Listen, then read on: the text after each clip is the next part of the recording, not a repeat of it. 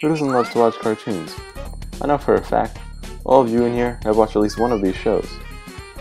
But as much as we all love our cartoons, there are some negative effects and poor messages given off by them.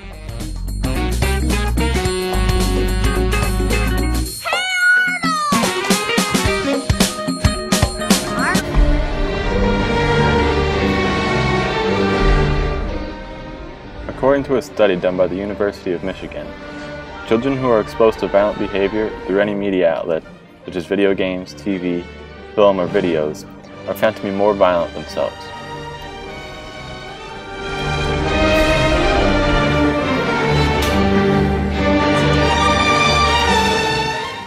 "37% of parents have reported their child frightened after watching a cartoon show.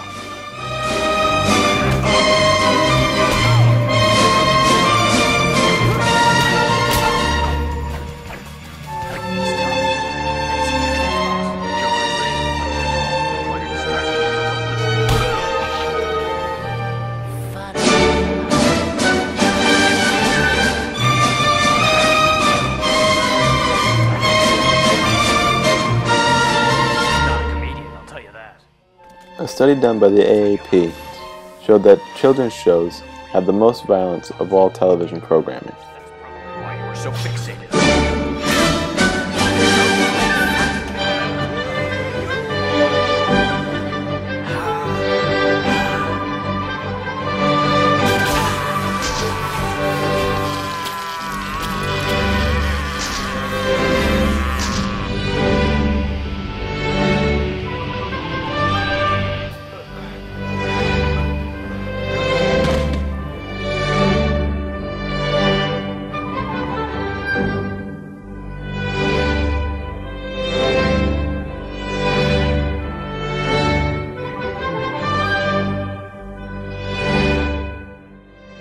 Exposing young children to TV violence can be dangerous, because according to the American Academy of Pediatrics, many young children cannot discriminate between what they see and what is real.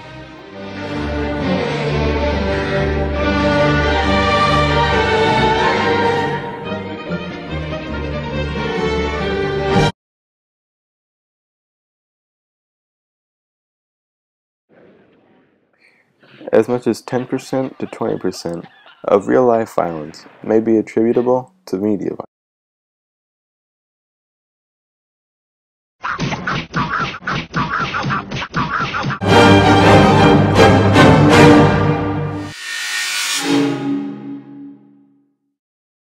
Out.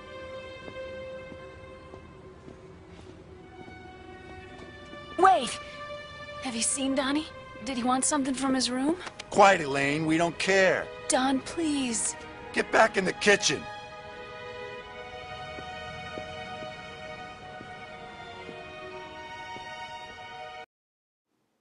This scene from Batman Beyond is just one example of sexism in cartoons.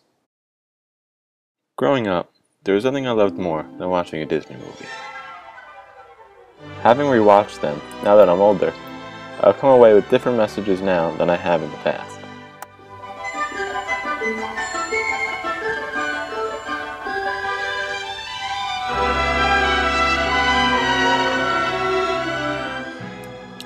Mulan is about a young girl who goes to war in place of her father who is sick. However, because women aren't allowed in the war, she has to go about pretending to be a boy without getting caught. She is eventually revealed to be a woman, but goes on to lead an army to defeat the Huns and save China.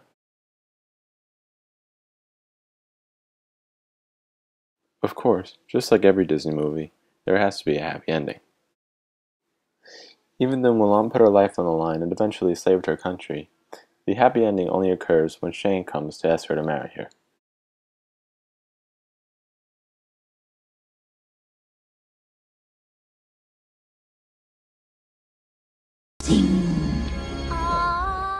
This moral is also true in The Little Mermaid, when Ariel gives up her voice to Ursula in order to be with Eric. Eventually, Eric is the one who saves Ariel from her ties with Ursula.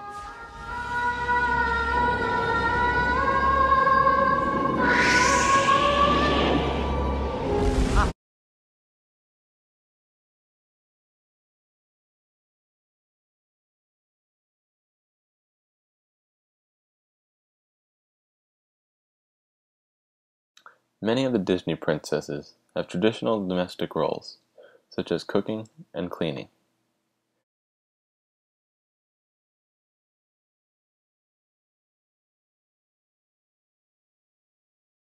And almost always, they make cooking and cleaning toys and market them towards little girls for profit. Like a whistle while you work play set with a bucket, broom, mop, and everything.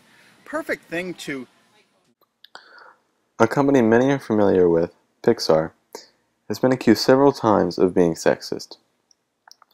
They have gone 15 years without having a female lead in one of their movies.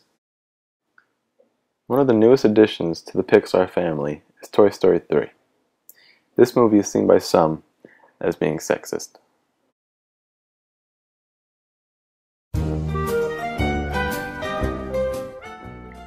One of Toy Story 3's biggest flaws is its lack of new female characters. Of the 7 new toys introduced, only 1 was female. This is much worse than the average ratio in children's media, which is 1 female for every 3 males. When the road looks rough ahead and you're miles and miles from your nice warm bed, you just remember what you're... Decades of research also shows that kids who are allowed to watch sexist shows and movies are more likely to internalize stereotypical ideas of what men and women are supposed to be like. You got a friend in me.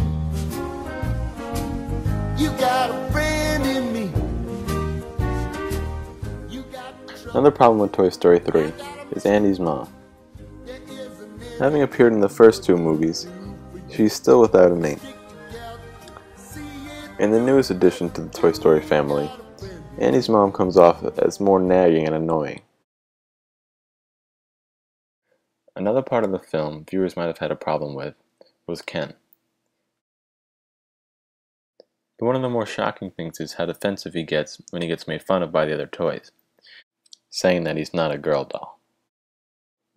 All of the jokes toward Ken suggest that the worst thing a boy can be is either homosexual or a girl doll.